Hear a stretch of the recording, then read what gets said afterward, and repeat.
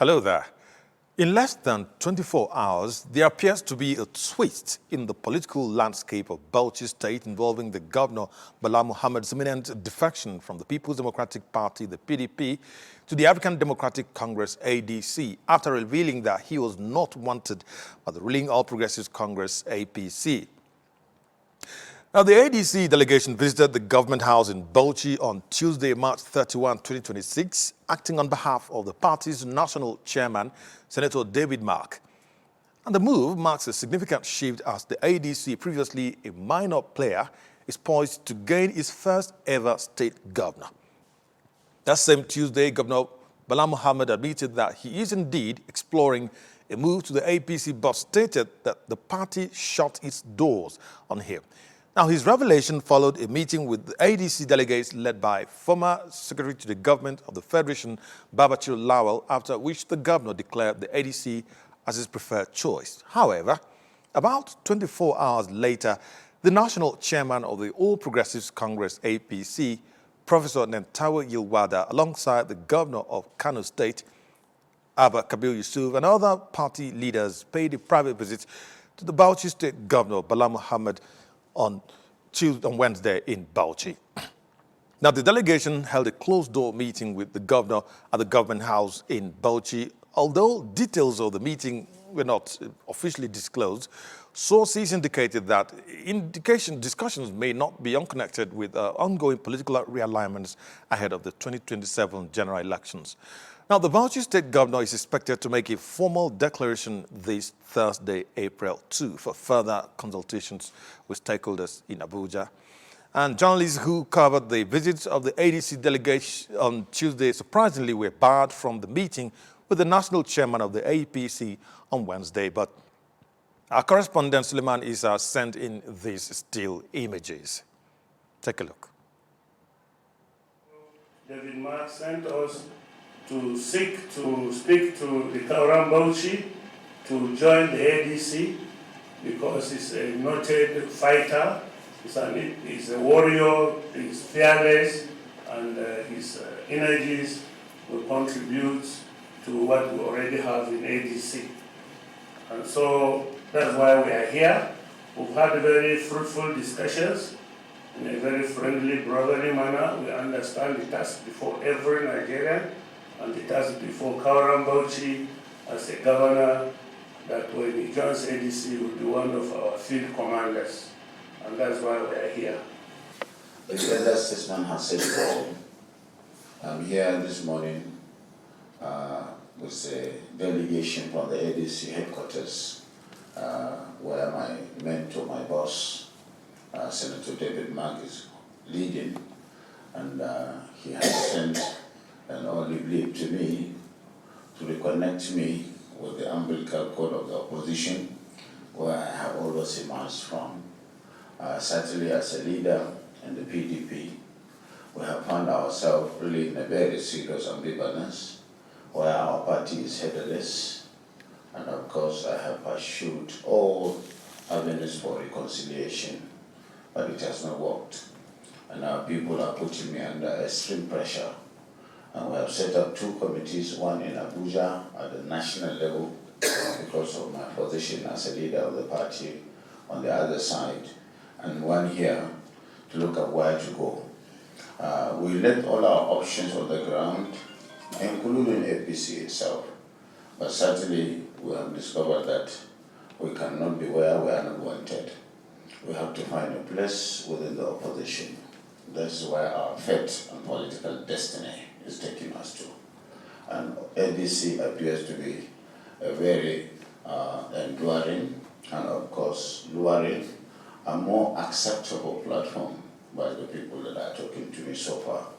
But because I'm managing two constituencies, Bauchi and the Federation, we will try, if we are doing something, we do well. If we are doing well, we have to come together with all the parties, all the interests in the PDP at the national and subnational level. And that's why our discussion has taken long, but really we have told them we are amenable to joining them if certain things and conditions and negotiations are concluded, as well as other parties that we are looking for. But as of now, I think they're our preferred destination, but we have not concluded in a manner that we have to deepen stakeholding and collaboration so that we don't make mistakes. Mistakes can be quite costly for, a governor like this one, like Bala Mohammed. Well, there you have the pictures. These are the individuals who were at the, official residence of Governor Bala Mohammed in Bauchi this Wednesday from the ruling APC. Now, it brings to mind what happens when a candidate, for instance, is very, very sellable and all, parties want that particular candidate in their fold. It also reminds me, if you're familiar with football, just like I like football, when a player is in a particular club and is doing very well, other club sides definitely will want him in their fold, just so that, the dividends, if you know what I mean, come on to their own club. We'll see how that pans out in the coming days. Well, if you're just tuning in, this may be quite a tough decision to make for its next political move. So, will it be the ruling APC or the fast-rising opposition ADC? Where will Governor Bala Mohammed of Bauchi State pitch his tent? I know you are very anxious to know that, but we just have about 24 hours or less to get this question answered by no other than Governor Bala Mohammed himself. So we'll wait. If you are just tuning in, this is Democracy Today on AIT. I am Enemaku Ojochegbe in Abuja, Nigeria's capital. Focus Nigeria. It's a huge task, but we take it on. Ask him where is the law. National Assembly is not doing hearing on insecurity in Nigeria. It is America that is doing hearing on insecurity in Nigeria. Monday to Friday on Focus Nigeria, we identify the nagging issues. Some people put people in poverty deliberately, deliberate misplacement of priorities, and brought people on their knees to suffer. We seek answers to the tough challenges. And because of For this the former defection, president, yes. what I know is that he has not turned his membership card. He has not been attending your meeting. Leave that to us to deal with. There's no shying away from the The issues. system is held accountable. The leaders are accountable for the funds, for the resources that they manage. No sitting on the fence. The same thing that made you live where you are may confront you. Focus Nigeria, 10 a.m., Monday to Friday on AIT. All right, you're welcome one more time. And if you're just tuning in, this is Democracy Today on AIT. Right, let's move to the political landscape in Benue State, which has experienced significant shifts from, with major defection from the People's Democratic Party, PDP, to the All Progressives Congress, APC, largely driven by the influence of Governor Hyacinth Alia. Former Benue State Governor Senator Gabriel Suswam and others had decamped from the PDP to the APC, but in a rare move, the former Attorney General of the Federation, Michael Aondoakaa, last weekend made a significant return to the PDP from the ruling APC. The former AGF served as Attorney General of the Federation and Minister of Justice in the country from July 26, 2007 to February 10, 2010. He was appointed by President Umaru Musa Yar'Adua and held the position until he was removed by the then acting President Goodluck Jonathan. While Aondoakaa publicly maintained that his move had nothing to do with Governor Alia, several factors suggest otherwise. Now, the former Attorney General had contested and lost the 2022 APC governorship primary election to Governor Alia, a ticket which he further went on to challenge in court, although the suit was eventually struck out. Now, before his defection, Aondoakaa was a vocal advocate for reconciliation between Governor Alia and the Secretary to the Government of the Federation and former Governor of the state, George Akume, suggesting that the governor should lead the peace talks to avoid damaging the Benue All Progressive Congress, APC. Now, what is the impact of this move by the AGF, particularly on the state's APC, to retain the governorship seat in 2027? Well, I have joining me via Zoom right now the Benue State Organizing Secretary, James Onguga, a former publicity secretary of the ruling APC in the state. He was also the organizing secretary from 2022 until the last elections of the of the organizations of the party, organs rather, the party, and now he is re-elected to that same position. And of course, the former AGF, Michael Aondoakaa, he also joins me via Zoom. Gentlemen, welcome to Democracy Today on AIT. But I'm going to begin with you, former AGF. It is interesting to know that you are back to the People's Democratic Party, a party under which you served as the Minister of Justice of this great country. Why did you come back? Let me begin with that.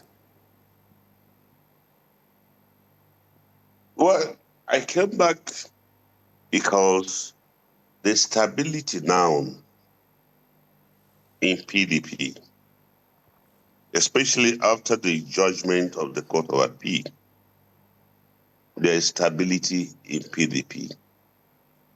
Secondly, I don't want to continue in APC to overheat the system, because and I wouldn't want to talk about what happened or what had happened in APC because I'm no longer there.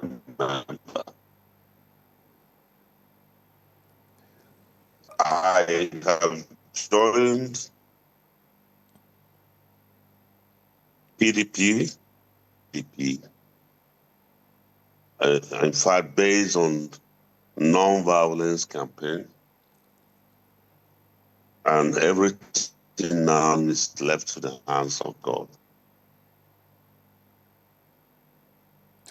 Michael, you just said you don't want to talk about what happened in APC before because you are no longer there, but that really doesn't quite sit well because there is, you elders say that when you see a speck of wood dancing on the waters of the river, there must certainly be some sort of music playing underneath for it to dance. So I would like you to tell me, our audience would also like to know, why did you really leave the APC at this time? This is right, because let me tell you why I asked. The APC is expanding at the national level, even in Benue State. You see, and they're gaining more ground now. And they have 31 governors as we speak. So this is supposed to be your chance to cash in on that opportunity to further actualize your ambition, political ambition. So it's surprising to see that this is the time you are leaving the APC.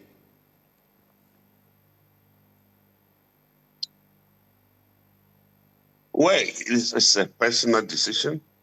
I have high respect for the governor, who is an APC member, but I also have my own personal consideration, approaches to development.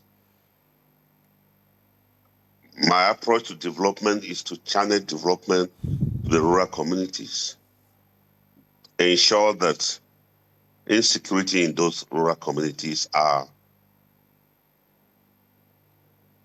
reduced, ensure that all laws passed legitimately by the Benue State House of Assembly, including the anti-grazing law, are fully enforced, ensure that there's food, shelter, and even clothing for our people, ensure that the 17 SD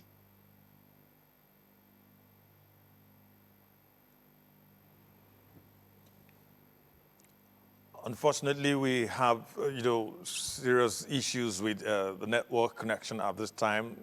There appears to be a static in the connection, but definitely we will still try to reconnect with the former Attorney General of the Federation, Michael Aondoakaa.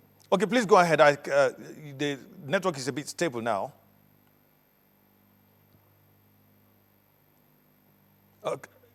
Michael, can you hear me? Oh dear, this is not the best of times this evening. Okay, let's try to reconnect with the APC's organizing secretary in Benue State, James Onguga. Thank you for joining us and thank you for waiting. Your party, okay, we lost connection with him as well. All right, not to worry, we're going to still try to reconnect. The network is a bit static at this time. For the moment, let's take a quick break. We will come back and see how things pan out. Focus, Nigeria. It's a huge task, but we take it on. Ask him where is the law. National Assembly is not doing hearing on insecurity in Nigeria. It is America that is doing hearing on insecurity in Nigeria. Monday to Friday on Focus Nigeria, we identify the nagging issues. Some people put people in poverty deliberately, deliberate misplacement of priorities, and brought people on their knees to suffer. We seek answers to the tough challenges. And because of For this the former defection, president, yes, what I know is that he has not turned his membership card. He has not been attending your meeting. leave that to us to deal. There's no shying away from the The issues. system is held accountable. The leaders are accountable for the funds, for the resources that they manage. No sitting on the fence. The same thing that made you live where you are may confront you. Focus Nigeria, 10 a.m., Monday to Friday on AIT.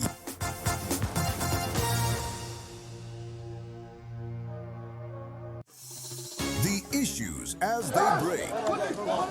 The multitude, the political figures, the state and non-state actors. It's a serious threat to democracy. And our governments seem to be incapable of protecting. The scheming, This is not a period we should sit back and go. Every part of this country is equal. the intrigues, There can be no one person that is bigger than the party. deft moves, and the momentous declaration. Didn't get any protection. I'm not particularly against anybody. We track and capture them all. I don't believe it was for that reason in our politics. Follow in-depth analysis and no-holds-barred interviews.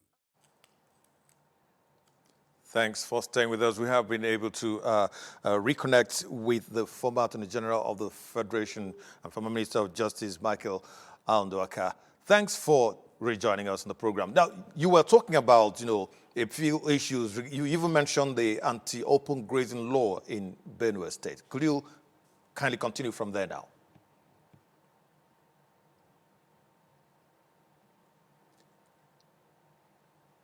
Well, Michael, could you hear me?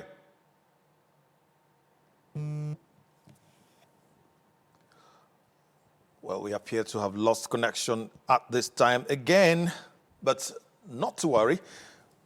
In a moment of time, we will still try to reconnect for a second time. Let's see what happens at this time. But we'll still have our, eye on the political alignments and, of course, the issues arising in Benue State.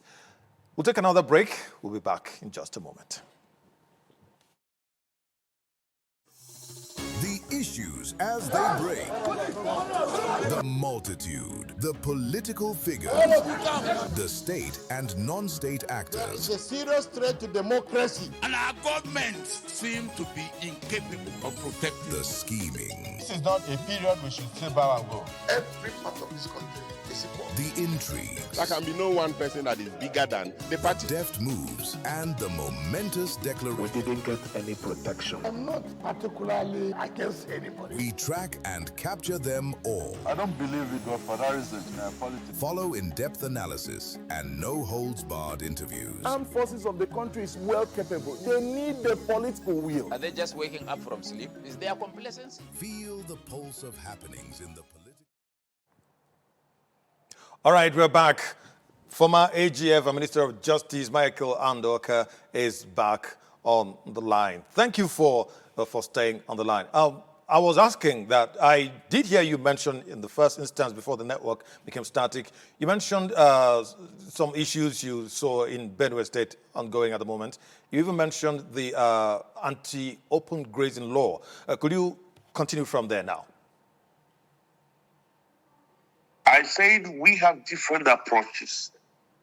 My approach is to concentrate and focus development having regard for the huge resources received by the state as a result of the removal of fuel subsidy by Mr. President Bola Ahmed. All right. My approach is that resources should channel in creating ways, especially satisfying the 17 SDG goals set up by the United Nations, which we are obviously terminating by 2030. The basic thing is that how do we provide food, shelter, and even clothing to the rural communities? Because the attack on the rural community has become very vicious. And it is as a result of two major things. First, the federal farmer crisis, and now the newfound mineral resources. All right. Which now farmers are being displaced in their ancestral home. How do we address this? And the first in mind is that there must be laws, new laws and existing laws to protect business in Nigeria. These laws include the existing law includes the full implementation and enforcement of anti-grazing law. Okay.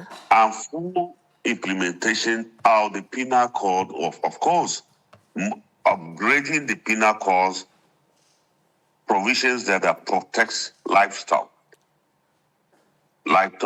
people who are in the business of livestock, cows, and the rest of it. Is there any penal code and the law of trespass? If this is done, and we channel development, fulfilling all our partnership, global partners, like RAM, who are to open local roads, we pay the counterpart funding. Rural roads will be opened.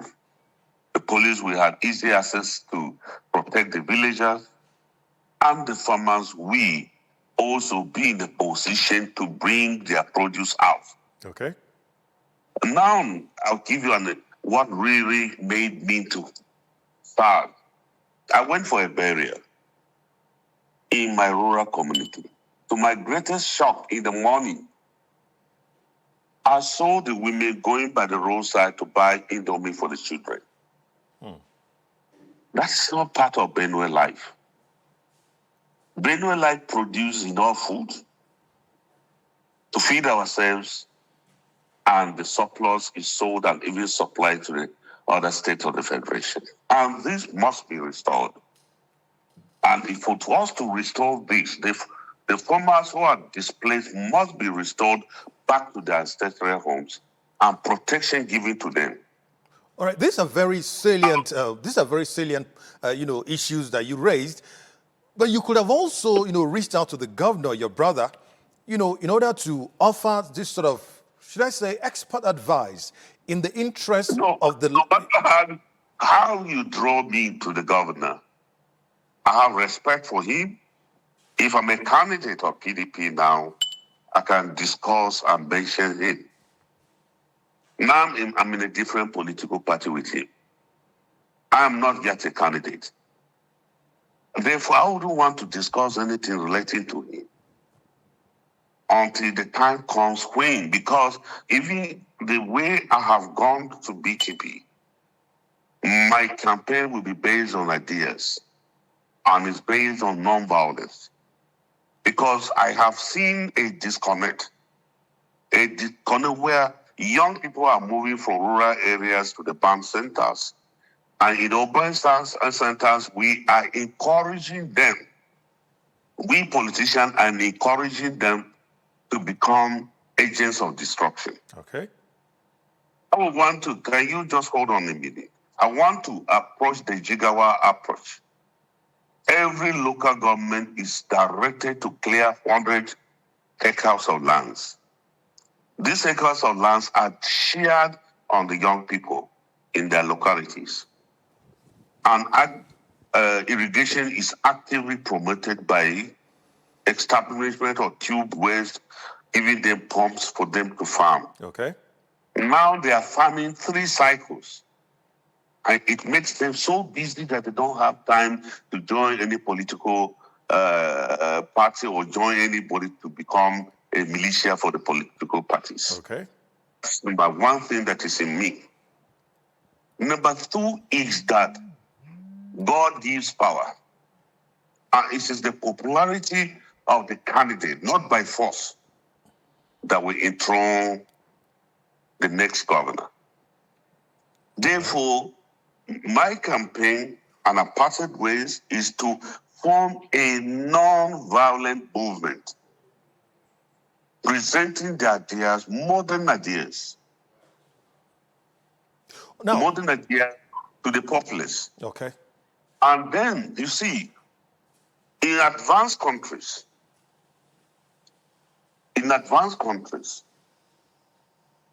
People discuss ideas. People are voted based on ideas. All right. And the society is fast moving to a level that the states in Nigeria that are fully developed are based on modern ideas. All right, let me ask you. Now, this is the same person you ran against in 2022, yes. And you lost. You even, went to the appeal, tribunal, and you still lost. What's different now, and what's different now that makes you think you're still going to win this time around? I'm not in the same party with me. I was not given opportunity to be selected as a candidate of the party. So I was not in a position to present myself to the public. Mind you, I lost the primaries. Right. Not that I was as a candidate against him. I lost primaries. Okay. And I challenged it, I lost. And I congratulated him, worked for the party, and the party became victorious based on his popularity then. And now you're back to the PDP, a party on which platform you served this country as Minister of Justice, back in the days. Now, why didn't you choose another political party considering, what the PDP has been through? And, why didn't you choose another political party? There are other emergent parties, there are other coalitions, here and there. So why did you choose the party that you served in to come back there? That was PDP has been my home. And it is the PDP that took me to where I was. Now, all political parties do have issues and human nature, including businessmen. I know many businessmen in Nigeria that I will not mention their names. At one point in their life, they lost everything. Okay. But because of their resilience, they are now a force to be reckoned with in Nigeria, even internationally. PDP had crisis. The crisis has been resolved. They even fielded a candidate. They fed a candidate in the Abuja area council elections. All right. Won the Gwagwarata area council, and a host of other councillors in other area councils in Abuja. Okay. That is how the judgment PDP was in a position. That means PDP has been recognized. Secondly, PDP had a convention. The convention ratified everything and also set up a process of reconciliation. All right, let me ask you one last. We believe that process, and then there was that assurance. Okay. I was at the convention. I participated at the convention, at the highest level of the convention. All right. And there was nothing like that text for. The decision was that all aggrieved members of the party should come back to the party. And the primaries, which could be the nucleus of conflict, is that PDP took a decision that there will be a transparent primaries. Let me ask you one last question because our time is fast being spent, so just before I let you go. Were you able to also meet up with the deadline of registration, to re-register to join the PDP because before the convention? Did you hear me? Yes, I can hear you. I said, were you able to meet up with the deadline to re-register, at your local level, at your ward level before the convention? Because I know that there was a deadline. The deadline is still ongoing. The deadline is still ongoing. All right. So the question has become academic because even up to May 20th, you can register. But I was going home. That is my home. And the fact that the PDP is a notorious fact known to even you, the anchor, and known to everybody. Therefore, and I've been part of the process. PDP have a rebut process. Offices are joined. The president is joined to the south. Other positions are joined. And it will be done the same thing at the state levels and down there. So we don't have issues. The issue is this. Let me give you a concluding point. Okay, just quickly so that we can wrap this up. Yeah. Yeah, it is the candidate, the popularity of the candidate that revives party. And our decision is that in Benue, we are going to feed all credible candidates in all the elections. All right. Through a transparent primaries. I'm going to have to ask that we have this discussion again because we are almost out of time for this segment.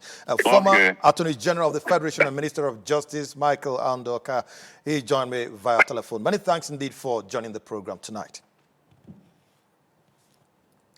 Thank you. All right. The organizing secretary of the All Progressives Congress in Benue State, talking about James Aondoakaa, is joining me via Zoom right now. Thank you for joining the program tonight. I'll start with you on this one. Your party has just lost another member to the PDP.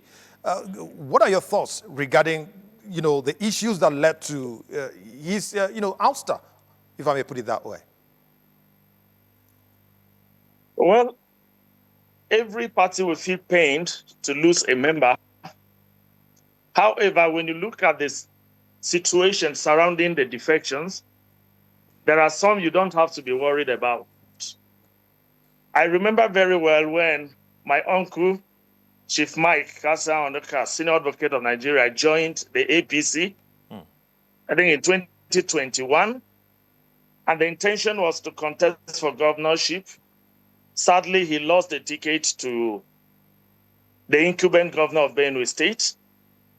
You had already mentioned all the processes he went through to make sure the ticket was challenged, but then Governor Alia emerged victorious in the end. Okay. So it has always been his intention to contest again against the governor. And he said he has gone back home, meaning even while he was with us, his mind was more in PDP. So I can only wish him safe journey back home. At an APC, we are stable and we have no vacancy because the governor is doing well and the party is not willing to give the ticket to anybody.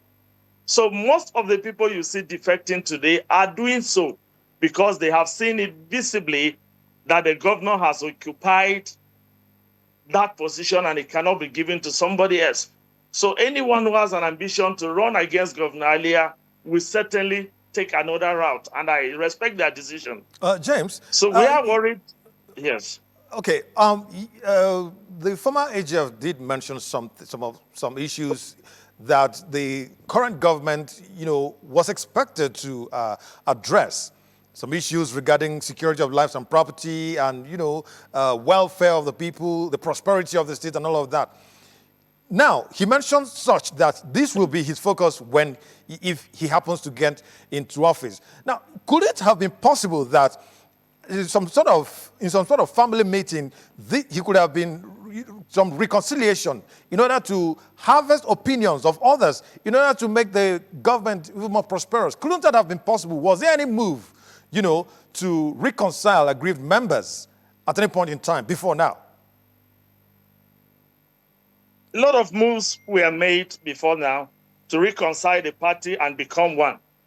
The real issue in Benue is that of others thinking they will be loyal to our father, the SGF, and then look down on the governor who supposedly is the leader of the party in the state. Before the coming on board of the governor, the SGF was the overall leader of the party. But fate has brought us to a situation where we now have a serving governor. And we have two leaders that we need to look up to. And then you have a set of people who feel the governor could be ignored, while the SGF should be respected. And that is what is causing the crisis. Efforts were made at reconciliation, but a lot of them turned down such good efforts. And it has led us to where we are. Their defection to PDP is not because the governor is underperforming, no. No Benue man, no right-thinking Benue man would say Alia is not performing. Okay. If you come to Benue now, people who are on ground will tell you that the kind of massive development we are experiencing under Governor Hayes and Alia is such that we have never seen since 1999 here in Benue State. So if there are areas that core party members feel should be addressed, they could take it up with the governor. I remember I've seen the former Attorney General and the governor meet one-on-one several times to discuss. And I don't think he ever raised such issues before the governor, and the governor ignored. So it's not about the governor's underperformance, no. No Benue man who is in his right senses will say Governor Aondoakaa has underperformed. Like I said earlier, it's about the party ticket. Okay. They have seen to it that the governor is performing well, and the national secretariat of the party is not willing to cede the ticket to anyone apart from the governor. And they feel the best way is for us to go and try our luck anywhere, somewhere else. And we say, good luck to them. All right, the But organizing... They will see me Fadalia on the ballot in 2027. The organizing secretary of the Benue State ruling APC, James Aondoakaa. I'm afraid our time for this segment is already up, but I'm looking forward to having you on this same matter at another day. Many thanks indeed for joining the program. That would be tonight. so nice. That would be so nice. Thank you. All right, we just finished speaking with the former Attorney General of the Federation, Michael Aondoakaa, and of course the organizing secretary of the ruling APC in Benue State regarding, political situation in that state. We'll see how things pan out going forward. Now, recent political realignments in Nigeria, generally ahead of the polls, are characterized by significant shifts. Talking about the 2027 polls, of course, potential alliances between key figures like former presidential candidates of the 2023 presidential election on the platform of the Labour Party, Peter Obi, and the leader of the Kwankwasiya movement, former governor of Kano State, Rabiu Musa Kwankwaso. Now, major defections such as 31 House of Representatives members and 26 senators joining the African Democratic Congress, ADC, while others joining the APC, are altering the balance of power driven by dissatisfaction, with party dynamics and the search for new coalition building. Now, defections of Osun PDP senators to the APC have strengthened the APC's control, bringing them closer to a two-thirds majority at the Senate. Now, these shifts can be seen to be motivated by dissatisfaction with internal party issues, a need for better governance, and a push for reformist agendas. So, in all, what matters most for many Nigerians is for these quick makeshift politicians to sort of definitely provide good governance, stable security, among other basic needs, of course, which are the responsibility of government to begin with. Well, joining me in the studio now to discuss these is Akinloye Oyeniyi, a prominent Nigerian legislative consultant and public affairs analyst who provides expert commentary, of course, on national issues ranging from fiscal policy and budget implementation to judicial procedures and political disputes. Akinloye, good to see you again. Thank you very much. Good evening, Nigerians. The last time we were here, we didn't have quite enough time, but I hope we can make the most of the time we have today. Let me begin with where I would rather say is your immediate constituency, the National Assembly. Defections have hit the National Assembly, once again, the House of Representatives and the Red Chamber. Tell me about that. You see, automatically, when you are in a political season like this, defections will happen automatically because a defection might happen, it might not. But when you see a party going into crisis and they have people who emerged in the last election from those parties, there's a tendency that those people will not, and if they want to recontest, there's a tendency that they will want to move to. But the tide it has turned is surprising many. People decamping from the APC for that matter. Those ones that are coming from APC, automatically, if the party should raise the issue with the leadership of the National Assembly, be it House of Rep or Senate, they will lose their seat. That's what the law says. That is the law. Definitely. That is you could remember Senator Akpabio speaking on that issue of Senator Abaribe. Okay. Because the ABGA said they are not in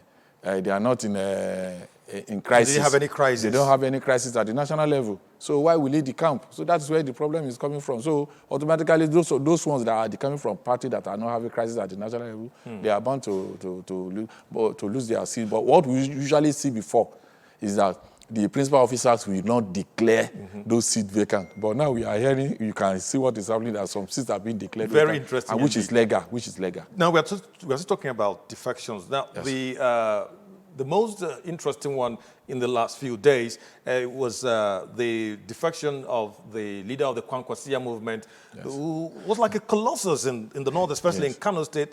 Now he just moved to the ADC. What does his defection mean for Kano politics to begin? Automatically, the first alteration that will come to Kano politics is when the governor decamped. because we all know the Deputy Senate President, people like the Deputy Senate President and the former Deputy Governor, Gawuna, that just left too. That's right. That just left too. They, all of them, and some couple of others, they are also actually eyeing the number one seat of the state. But the governor now coming to the party and being automatically to be given the and then it turns out that it turns out that Gawuna, chose the ADC.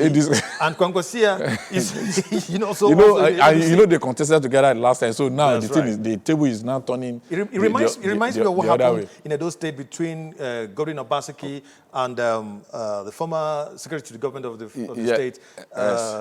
I'm trying to get his name now, but then they switched the political parties. And contested against each all right, other. Let's come back. Now, the ADC appears to be gaining grounds, right? Yes. And it's expanding. Yes. Does that in any way threaten, the expansion and the defection into the APC by the leadership of the APC? Yes, it will. ADC gaining ground is not even only affecting only APC. It's not only affecting people. Every people that went to ADC, they are not solely coming from APC. Okay. They are coming from other political parties. But the problem is that I don't know how. The last time I said it, I said because the election is very close now. We are already in April. Primary is starting this month, and next month. Unofficially started. Yes. So I don't know. To me, if you look at it, ADC is not yet stable. They still have internal. Yes, they still have internal. Yes. They are still having leadership issues. But they don't want to accept these. They don't want to. I don't know what is happening. I don't know. Because we understand that once you accept there is a challenge, then you can indeed sit down together and put your hands in order. And then forge ahead. But they are in court. They keep denying. They are in court. Cases that are in court are not even just cases of Balagombe against David Mark. There's a case in court even before Rafuozu left. That's right. And the case has not been still not backing down. Yeah, the case has not been decided at the Supreme Court. What does that mean? So for the ADC, if that particular case should be decided before election, and in Nigeria, there's a particular time you can, if they said Nwosu is supposed to have left and he has been ousted from the party, and he held on to the party, and when he saw that his leg is shaking, and he handed over the party to people. And one of the national vice chairman, the remaining national vice chairman, said, I'm not resigning. Okay. Which supposed by their constitution supposed to be the acting chairman, but was not made the acting chairman. You understand me now? Even by the constitution, if Nwosu is leaving, and he's not leaving by maybe by death or whatever, and he's not leaving by Congress, by doing convention, national convention, the replacements must come from the zone. Nwosu is from Southeast. The man that took over from Nwosu is from North Central. You see it? You understand? So these are the issues. And talking about, that one is hanging. Talking about legal matters, that's not all. The one, that has to do with Nafiu Bala is Balagombe is there. Is there. And now, recently, they are writing to INEC. That's right. They've written to, both sides have written to INEC. And what the Appeal said, the Federal High Court, the leaders who went to Appeal Court to stop the Federal Court from sitting on. The Appeal Court said no, they should go back to that issue.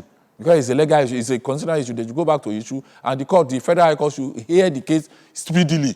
And the Appeal Court said they should maintain status quo antebellum.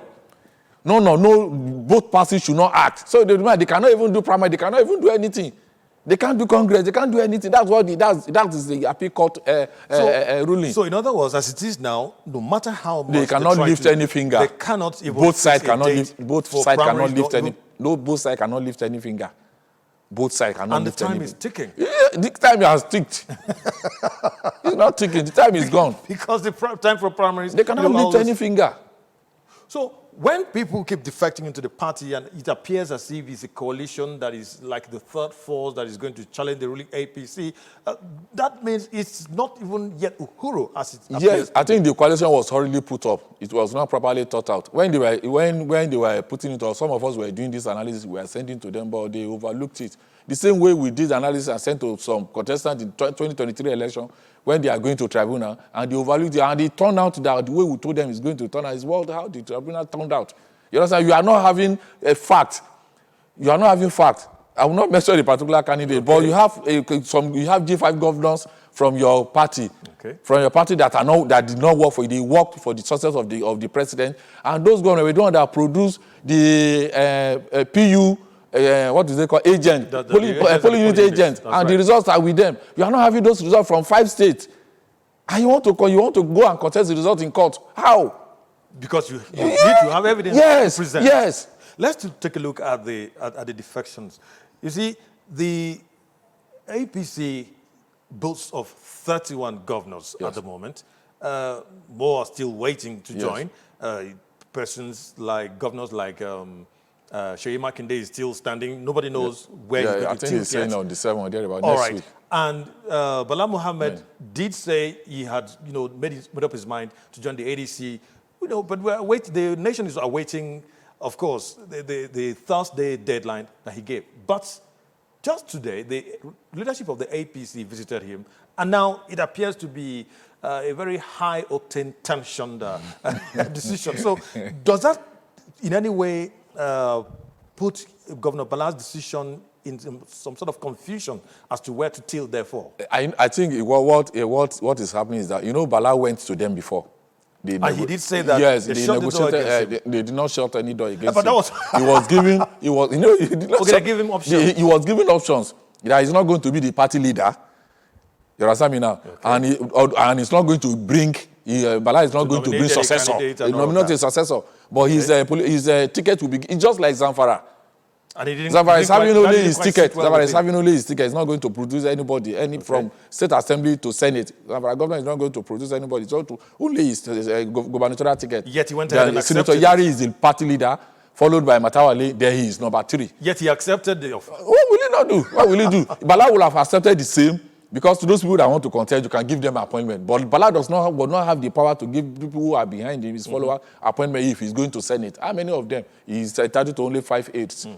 You understand me? He has legion of people behind him. So he couldn't accept to go to Senate only, while other people behind him will be dropped. I think that maybe they are trying to reconsider his stance. Maybe they want to add more to the... Yes. Maybe they want to add more to his distance, so they can have him in their account. The options in the ADC are much more promising. In the ADC, he's going to sponsor the party, so he will have he will produce from producing his successor to the last man in the state assembly. So because he's going to finance the party. That's right. So all his status quo in his kitty, we have to be the status quo of the ADC. So I think that's what is going to happen in Oyo too. Now, look at the APC, the ruling APC itself. Yes. Many Nigerians, as we speak, believe that despite its expansion and the number of governors it has, they are still intimidated, and which is why they keep shopping for more people, more governors to decamp. What would make a mega party such as the APC to be this, what many Nigerians call G3? When we were doing our postgrad, there's a particular course they call I think something party management. Okay. The number one function of a political party is to capture power. Even if APC is having all the governors, having 36 governors, including the FCT minister, making it 36 and a half or 37. Okay. You understand me? Having all the senators, 105, 109 senators, 360 House of Assembly, having all the members of State Assembly, they will keep on looking for people. Anything can happen. The only time they will stop looking for you is after the election, the day after the election. And that's political parties for you. They don't want to leave chances because you don't know anything can happen. But the wait. Yes. And they are also calculating. When you are in politics, you are calculating for your political party. Okay. You are also calculating for other political parties. Because what we are expecting in ADC, if it should happen, those people will move to another political party. If they said, Apiko said they should not. None of two sides should lift a finger, should do anything. Right. So they are not going to do primaries. So the tendency of people, all of them, moving en masse to another political party is there. All right. So if ADC is not going to work, another political party will work, which will now suddenly give APC the shock. So they don't want to be shocked. So that's why they are actually planning ahead. We do not have enough time today as well. But we will try again to, I'm going to have to invite you one more time. Thank you very much. But then again, many thanks indeed for joining the program tonight. Thank you very much for having me. That's our show for today. Don't forget, you can follow us on all social media handles. You can also find me on all social media handles. I'll see you again tomorrow. I am Enemaku Ojochebe. Bye for now.